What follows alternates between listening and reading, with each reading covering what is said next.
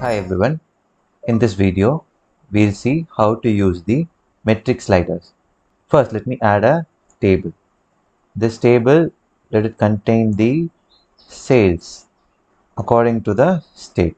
Okay, let it contain the sales according to the state.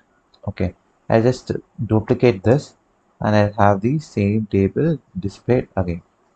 Okay, now let me create a control.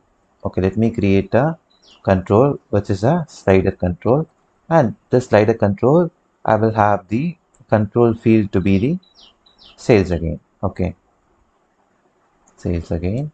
So if I want the table to be displayed based on sales which is more than 1000 rupees, then when I am adjusting it, it gets displayed. If I want to have it as sales more than 4500 rupees, then I'll have the tables displayed.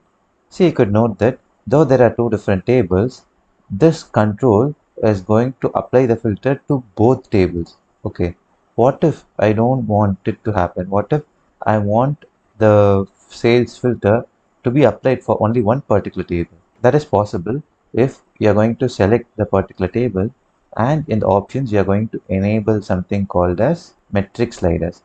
So metric sliders is similar to slider control, but the difference is that metric slider is applicable to only one particular visual.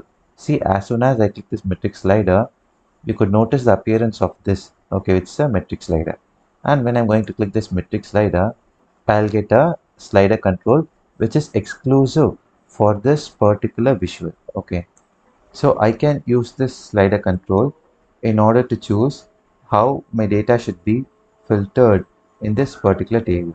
Okay, so this is not exclusive only for the tables, but in different forms of visualizations, like that for a area chart or for a bar chart or a column chart, you can use this metric sliders. So the ultimate difference is that when you're going to add a control and add a slider, it is going to enable filter for all the visualizations which are present in the table, whereas if you select a particular visual and choose metric sliders, it is going to enable filters only for that particular visualizations. Okay, hope I'm clear. We'll catch up in the next video. Thank you.